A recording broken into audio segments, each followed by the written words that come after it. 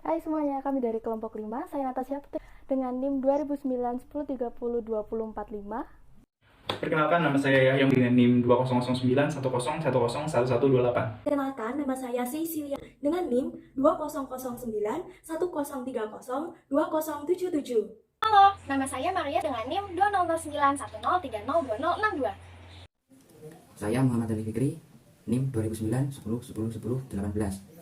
Pada video kali ini, kami akan menjelaskan mengenai kasus pelanggaran hak dan kewajiban dalam masyarakat, yaitu kasus pernikahan dini siswa SMP oleh tokoh agama di Pulau Buru. Pernikahan dini merupakan institusi agung untuk mengikat dua insan lawan jenis yang masih remaja dalam satu ikatan keluarga. Remaja itu sendiri adalah anak yang ada pada masa peralihan antara masa anak-anak ke dewasa, di mana anak-anak mengalami perubahan-perubahan cepat di segala bidang. Mereka bukan lagi anak-anak, baik bentuk badan, sikap, dan cara berpikir, serta bertindak, namun bukan pula orang dewasa yang telah matang.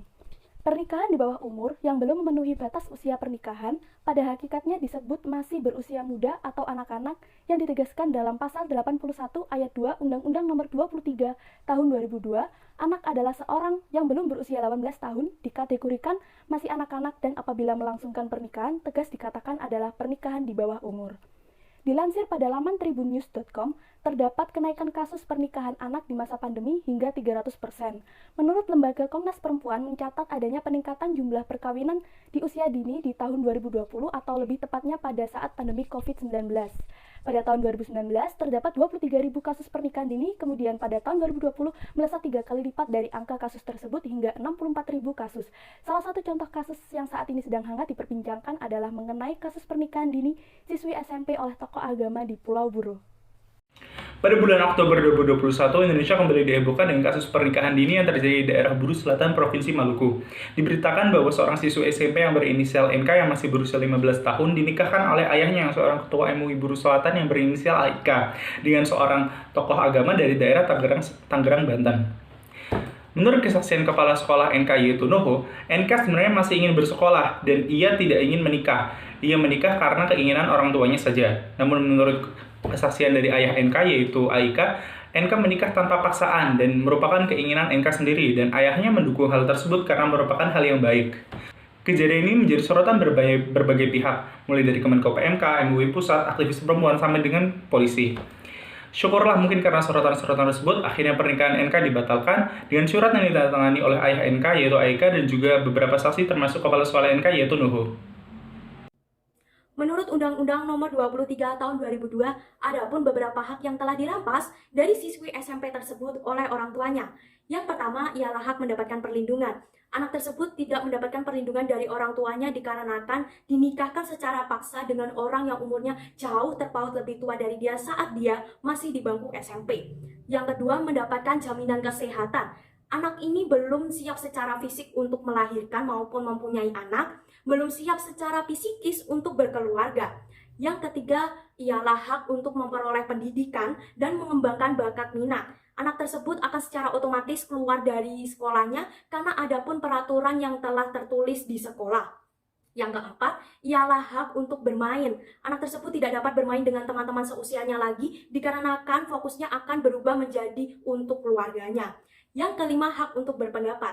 Anak ini dibungkam pendapatnya oleh orang tuanya karena dipaksa menuruti apa yang diinginkan orang tuanya, yaitu menikah dengan orang yang umurnya jauh terpaut lebih tua dari dia pada saat dia masih di bangku SMP. Adapun kewajiban yang seharusnya dilakukan oleh orang tuanya. Yang pertama ialah mengasuh, memelihara, mendidik, dan melindungi anaknya. Yang kedua ialah menumbuh kembangkan anaknya sesuai dengan kemampuan, bakat, dan minat anaknya. Yang ketiga ialah mencegah terjadinya perkawinan dini. Adapun kewajiban dan tanggung jawab yang harus dilakukan oleh negara maupun pemerintah. Yang pertama ialah negara dan pemerintah menjamin perlindungan, pemeliharaan, dan kesejahteraan anak dengan memperhatikan hak dan kewajiban orang tua maupun wali ataupun orang lain yang secara hukum bertanggung jawab terhadap anak tersebut. Yang kedua, negara dan pemerintah mengawasi penyelenggaraan perlindungan anak. Selanjutnya adapun kewajiban maupun tanggung jawab dari masyarakat yang akan dilakukan melalui peran masyarakat dalam penyelenggaraan perlindungan anak. Sebab pelanggaran hak dalam pernikahan dini. Kurang pahamnya orang tua tentang batas usia yang diperbolehkan dalam pernikahan. Menurut Undang-Undang Nomor 16 Tahun 2019, Batas usia minimal dalam perkawinan adalah 19 tahun. Dalam hal ini, orang tua tentunya memiliki kewajiban melarang atau tidak menikahkan anaknya yang masih di bawah umur untuk menikah.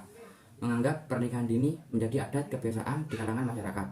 Orang tua menganggap pernikahan dini adalah hal yang lumrah terjadi pada masyarakat karena memang sudah menjadi adat kebiasaan dan tidak ada protes dari masyarakat sekitar. Akibat pelanggaran hak dalam pernikahan dini, hilangnya hak anak untuk menempuh pendidikan formal. Siswa yang bersangkutan tidak bisa menempuh pendidikan dikarenakan adanya aturan yang melarang siswa yang sudah menikah untuk menempuh pendidikan formal. Berkurangnya waktu anak untuk bergaul dengan teman sebayanya. Waktu anak akan dihabiskan untuk mengurus rumah tangganya sendiri dan tidak akan memiliki banyak waktu untuk bergaul dengan teman sebayanya. Kasus pernikahan dini merupakan faktor besar yang mempengaruhi seorang anak untuk tidak melanjutkan pendidikan mereka ke jenjang selanjutnya. Karena seperti yang kita tahu, jika seorang anak sudah diikat dalam sebuah pernikahan, maka kemungkinan mereka untuk melanjutkan pendidikan mereka ke jenjang yang lebih tinggi sangat kecil terjadi. Dan kami selaku mahasiswa sangat menyayangkan hal tersebut, karena dari undang-undang tentang hak perlindungan anak di mana mereka dapat mendapatkan pendidikan yang layak tidak terpenuhi dalam hal ini. Maka kami selaku mahasiswa memberikan solusi tawaran kepada masyarakat untuk mencegah terjadinya pernikahan dini ini. Dengan cara apa? Dengan cara memberikan edukasi kepada masyarakat mengenai batasan usia yang normal dan sesuai dengan undang-undang mengenai usia anak yang harus menikah. Jadi diharapkan dengan adanya edukasi ini, masyarakat lebih aware mengenai permasalahan pernikahan dini dan perkawinan di bawah umur. Sekian video dari kelompok kami, kurang lebihnya mohon maaf. Terima kasih. Assalamualaikum warahmatullahi wabarakatuh.